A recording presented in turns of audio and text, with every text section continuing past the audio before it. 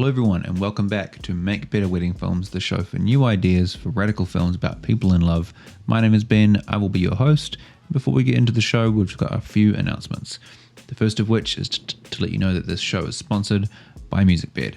Musicbed is the absolute best place you can go to get music for your wedding films.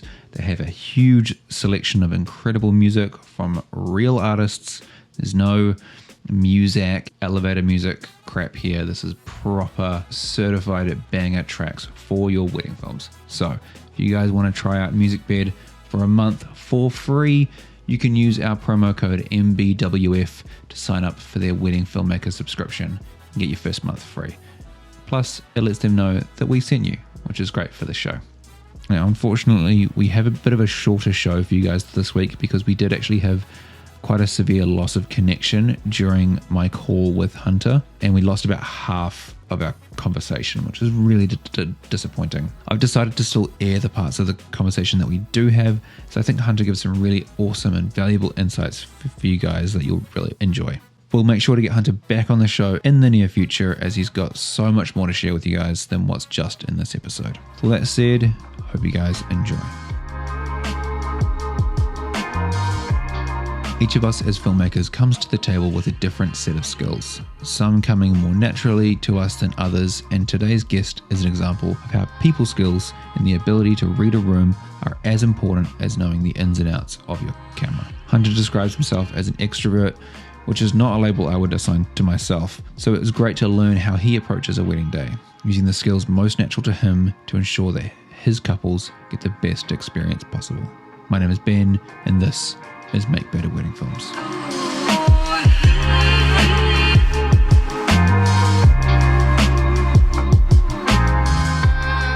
Yeah, what up, Ben? I'm 33. I started doing this. This is my fourth year. So, I had kind of this whole career in life before I even got into doing video. I keep looking at my camera. I have to try to be cool, but I'm just going to look at you. The beer's already hitting me. Yeah.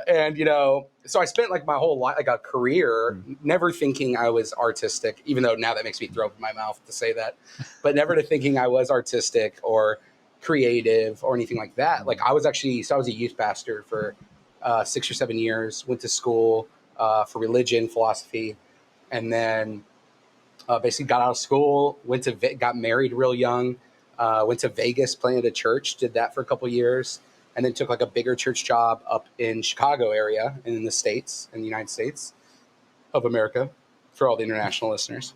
Yeah. And from there I did that for a couple of years. And then I was about 27. I kind of had this shift in my mind of like, I didn't want my spirituality to be my job anymore. I don't know why I just went straight into my life story, but I kind of had this shift, like this existential shift at 27, call it the return of Jupiter or, Mercury retrograde or whatever New Age people say these days. But for me, it was like kind of a breakdown, like a quarter life breakdown of like, I have these beliefs, I have this identity, but it's not what I want to do. And I feel like I'm just feel lost, So I stopped doing that. I moved in with my parents, with my wife and my kid. And for like 6 months, I served at TGI Fridays. I don't know if you guys have an equivalent of that. It would be like your like suburban places people go, Yeah. I don't know, where they have like $5 appetizers. Yeah. And then so I did that, and I was like I'm a pretty happy-go-lucky person. And like in that moment, man, I never felt lower. That was rough. And then my sisters, so I have two half sisters younger than me, my sisters, and one of them had a camera. I stole it out of her room, started taking pictures, and lo and behold, I was like, I kind of enjoy this. And so I went on Craigslist, found a photography studio in town. I was living in Houston, Texas at the time, and they hired me. And like I started shooting weddings, and they taught me how to shoot weddings, photography. I maybe only shot like 2 weddings, and then they needed help with video because this was like 4 or 5 years ago after the big digital boom. And then it started to become more of a more traditional for people to get wedding video, even though I would say it's still like 50% or less for most couples.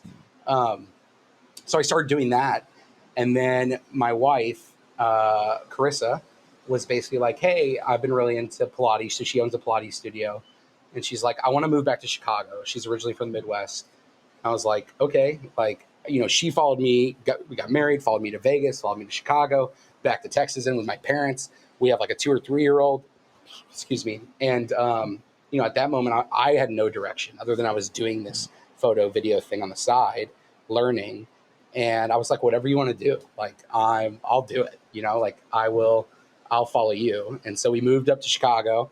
And I was like, I think I can do this for myself. And so I just started taking a wedding for $500, for $1,000. I used like Thumbtack, Craigslist, and then, rolling that into network and community and working that.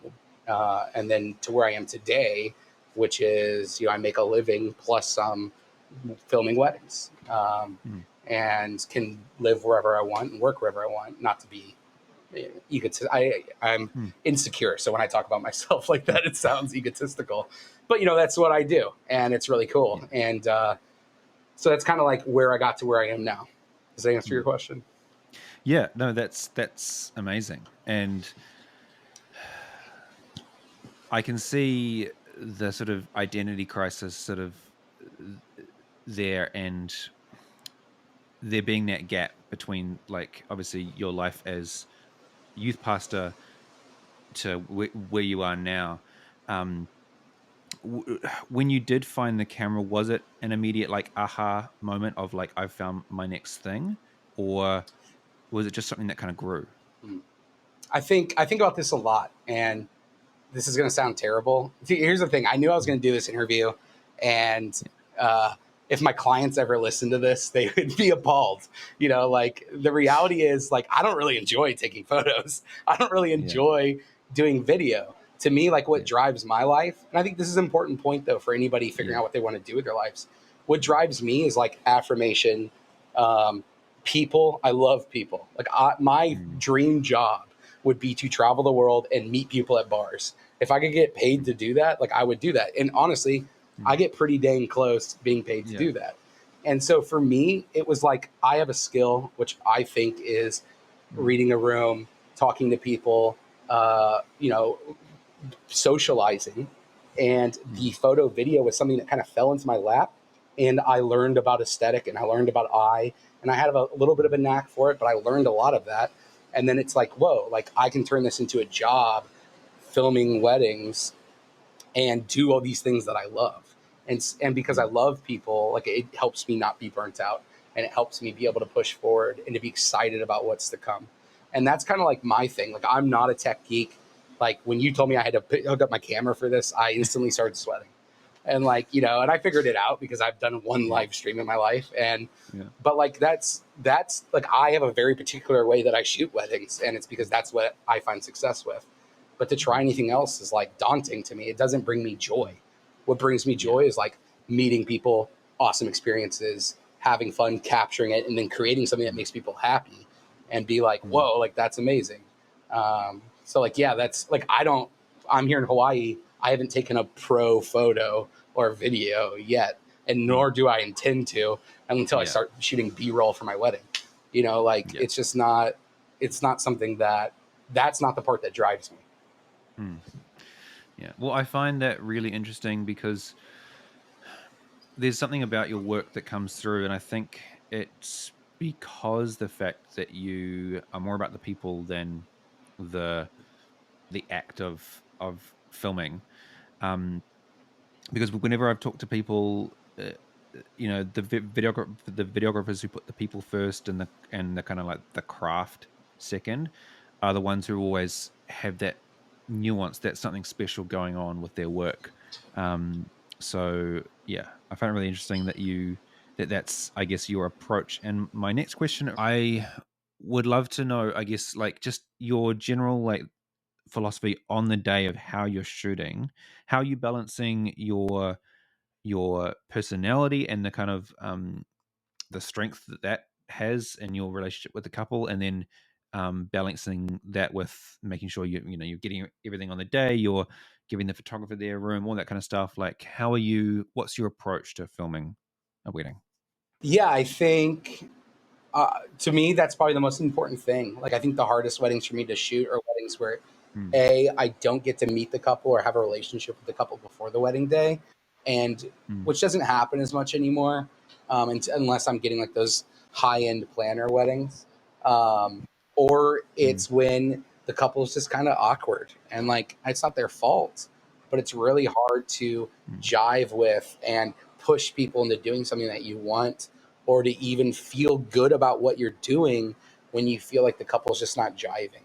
And a lot of that's just intuition and reading the room and stuff like that. And Yeah. I do think that's like, I can't tell you how many times I've heard from people who got married and it's like, yeah, our videographer was like running around us with a gimbal and making us do this stuff. And we were just tired and like ready to go to cocktail hour and be with everybody.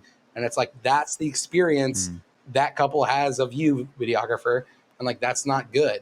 You know what I mean? Like, I think being able to give them an experience worth having and worth remembering will help you make a film worth watching and remembering as well. So anyway.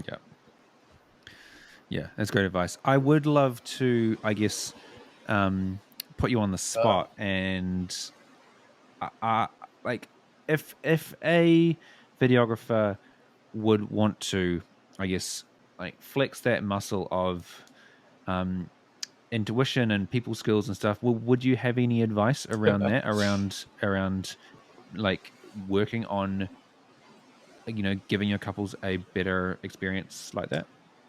Uh, man, I mean, talk to people. If you're like an introvert, I'm not an introvert. Like, I can't wait to go meet people at the bar or like just talk to anybody.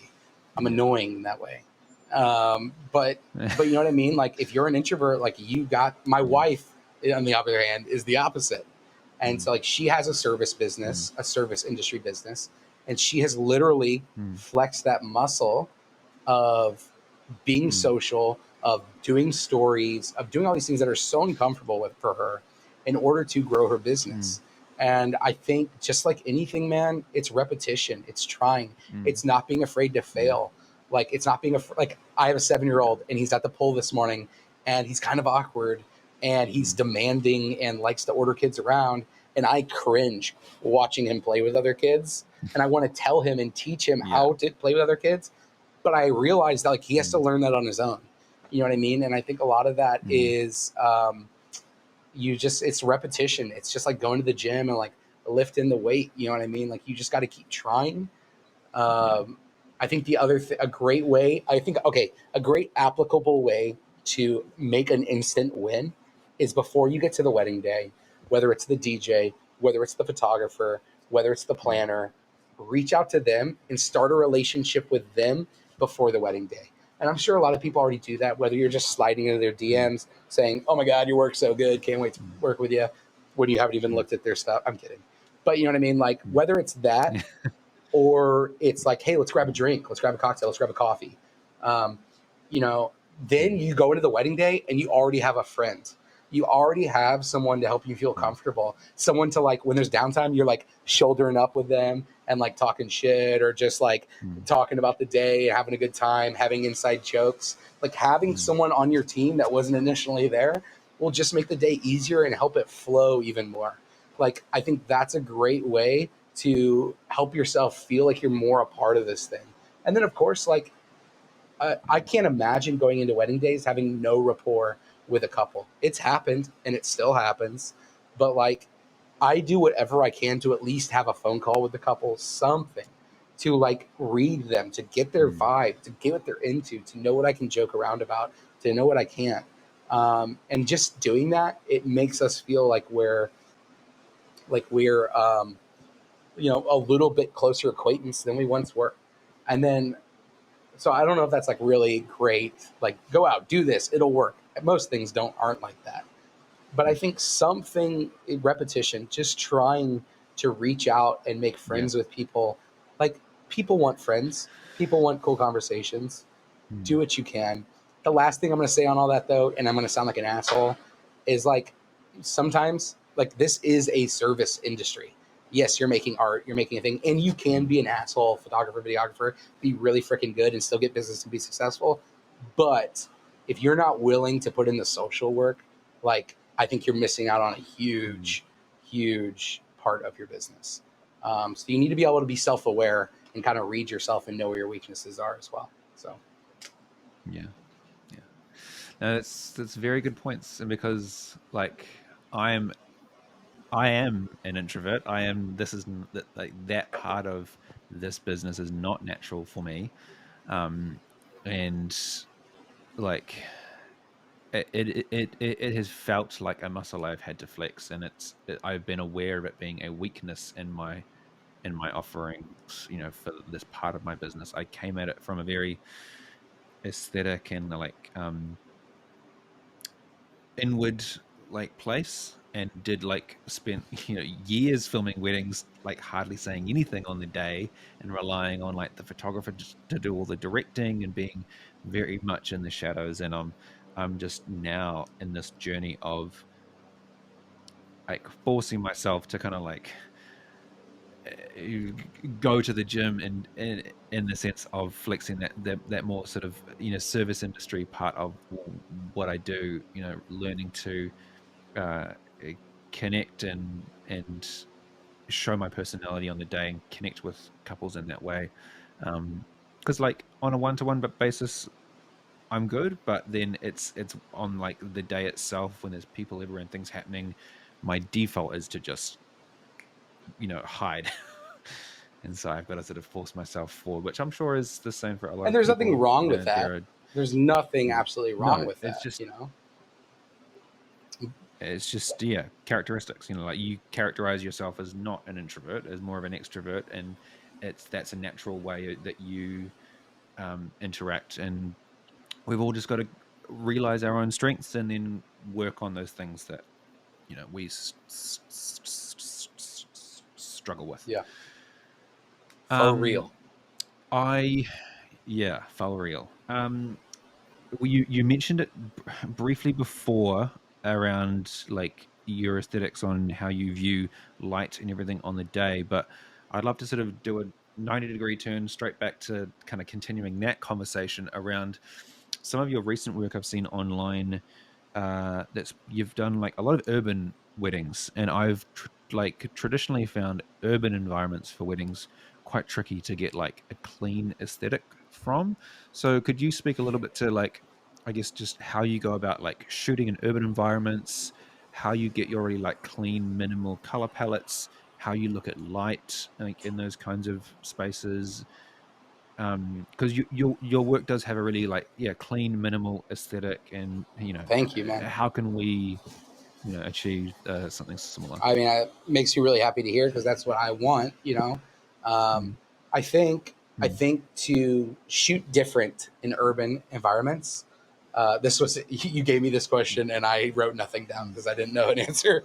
But, I think the first thing to say about this is I shoot like with a 75 millimeter most of the day because shooting wide scares the hell out of me.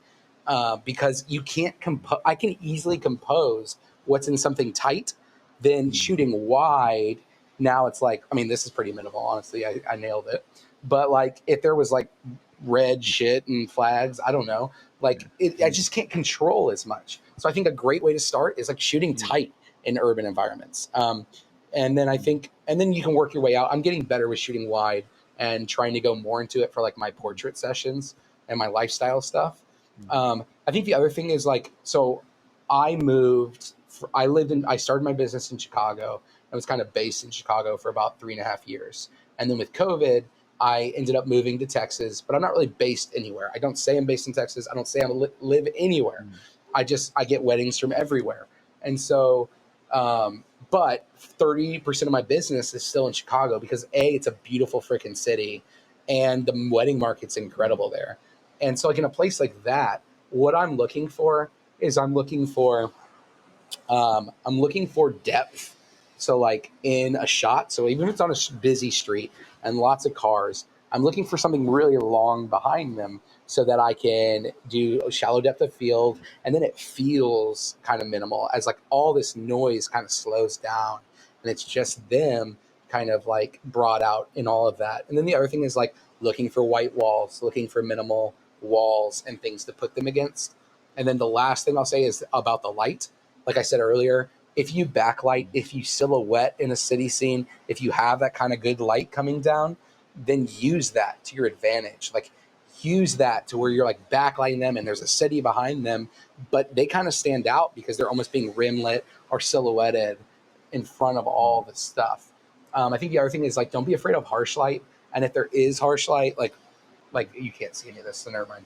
But like, if like what I would be looking for if I'm in the city, if there's harsh light coming down, like 11 to 3 p.m., then I'm going to be looking for places where shadows are falling off, where like buildings or objects are casting shadows, and then I'll use that light with that shadow to kind of create, like, you always see I don't know if you see the pictures where it's like a diagonal shadow, and then you use that to kind of play with and create something out of that harsh light. And then actually, and then not being afraid to do things differently. Like a lot of fashion is shot with like a direct bright key and just doing weird angles and like working with that. But that's how I would think about it.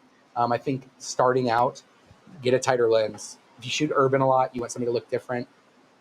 Shoot tight, shoot center framed, and just try to play around with your backgrounds and do something different. Do something different than the photographer's doing. Do something different than you see everyone else doing. Think more about the composition and framing of your shot than just like moving and getting the shot. Like I think something that bugs me in wedding films is like when people move a lot, and it's like, why are you moving? What's your intention for doing this? And I'm not like trying to rag on anybody. I'm just saying like that's a personal thing for me. That's like, why are you doing and shooting the way that you're shooting? And I think when you start to answer those questions for yourself, you'll start to shoot stuff and create stuff that's more to who you are and why you want and what you want, as opposed to just doing what you think you should do.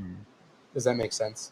I took that a whole other way, but no, that's absolutely. I think the longer lens makes sense for the city because you're just basically reducing the size of your background and just taking a small little postage stamp of a background where you can kind of curate the colors and the light and the depth that's in there.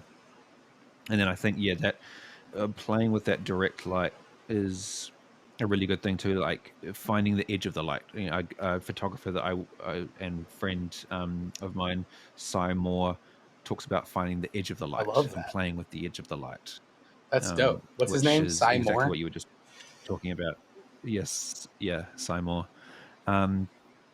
And because as soon as you start to work with that direct light and play with it and expose for that, the rest of the shadow sort of goes away, and you can remove a lot of the distraction by making your background really dark and stuff, which I've seen you do in your work as well. Yeah, I'm like a psycho on a wedding day. Yeah. Running around like this, like looking at the light, like, oh, here's the fall off. Here's the fall off. Yeah. Here's the fall off. You just got to know what you want. You know what I mean? And like, and that's where training that aesthetic, just like you need to train your social, not that you need to, but for me, it's like training that aesthetic and like, okay, how do I make this room black out? And like training that, you know what I mean? So unfortunately, that is the last bit of my conversation with Hunter that we have. Hope you guys did enjoy the show, and to make it up for you, we will have an episode out earlier than scheduled. We're going to have a fresh episode out next week for you guys with special guest Eric Floberg. So hopefully that makes up for this week's little bit of a shorter episode. And hope you guys enjoy the show, and we'll see you all next week.